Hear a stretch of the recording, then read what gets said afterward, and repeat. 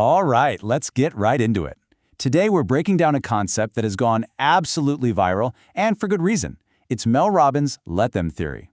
And really, it's a super simple, but incredibly powerful tool, designed to cut through all the noise, dial down your anxiety, and help you get back your single most valuable resource, your energy.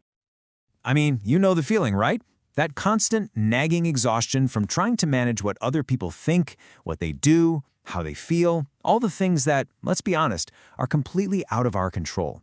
It feels like you're trying to steer a giant ship from the shore, and it is absolutely draining. And this is where it all began. Not in some think tank or a philosophy lecture, but with this one simple and frankly brutally honest sentence from Mel Robbins' own daughter, Kendall. This single moment, this one quote, was the spark that lit the fire for the entire Let Them theory. So let's just set the scene for a second. We're talking about prom night for Mel's son, Oakley. And what you're about to see is how a night of pure, unadulterated chaos actually led to this incredible moment of clarity. You can just feel the chaos building here. Mel is in full-on control mode, stressing about the corsage, trying to micromanage the dinner plans, literally everything. Picture this, 20 kids, all dressed up, about to cram into a tiny taco place while it's pouring rain. She's desperately trying to fix it. And right there, in that moment of peak stress, her daughter Kendall drops the two words that change everything. Let them. So that simple phrase, born out of total prom night mayhem, actually became the foundation for a really profound two-part framework for taking back control of your own life. At its very core, the theory is a major mindset shift. It's all about drawing a line in the sand between what you can control and what you absolutely cannot. And then it's about consciously choosing where you're going to put your focus and your precious energy. Think of it like a powerful 1-2 punch. The first part is let them. Let them be who they are. Let them make their own choices, think their own thoughts, say what they're going to say. It's about letting go of that desperate need to manage their entire world. But here's the key. That's not passive. That act of letting go frees you up for the most important part. Let me. Let me focus on my actions. Let me control my reactions. Let me build the life that I want. Okay, so this isn't just some abstract philosophical idea.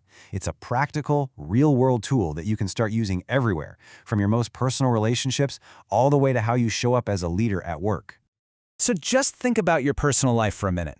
Let them means letting go of that exhausting, draining need for everyone to like you. It means if your friends don't invite you to something, let them. If you're in a relationship that feels like you're the only one putting in any effort, let them show you that's the truth. You stop trying to force people to be who you want them to be, and instead you get to see them for who they really are. Now, you might be thinking this theory sounds a little passive, maybe even weak, especially in a professional setting. But it's actually the exact opposite. This is the key to shifting from being a micromanager to becoming a true, influential leader who actually empowers their team. In a guide Robbins created with executive coach David Gerbitz, they show exactly how this works.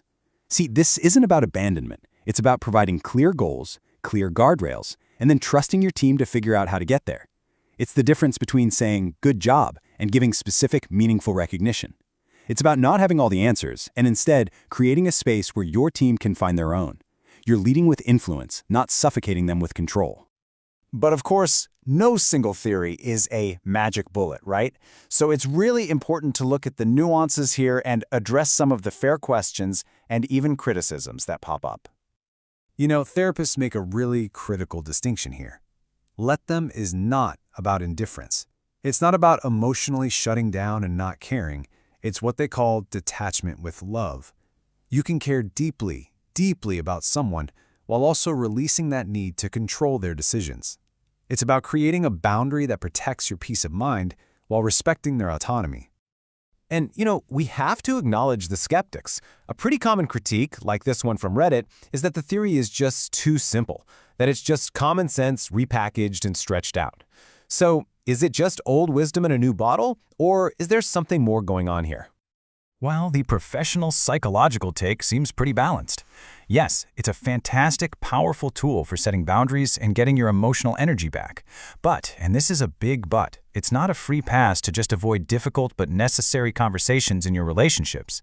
It's a starting point for a healthier dynamic, not the end of all communication. So, after we've looked at all the applications and the critiques, what's the ultimate goal here? When you strip everything else away, it really boils down to one simple thing: reclaiming your power. And reclaiming that power has never been more important. I mean, look at this number. According to research Robbins cites, a staggering 7 out of 10 of us are living in a chronic state of stress. And a huge reason for that is we're pouring our energy into things we simply can't control. The let them theory is basically the off-ramp from that highway of stress. Think about it. When you stop leaking energy, worrying about what other people think, trying to fix their problems, you suddenly have all this energy left over.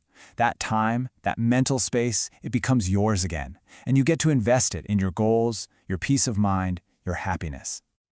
And this, right here, is the revolutionary heart of the whole idea. So much of our lives are spent waiting for permission, waiting for approval, waiting for someone else to say it's okay.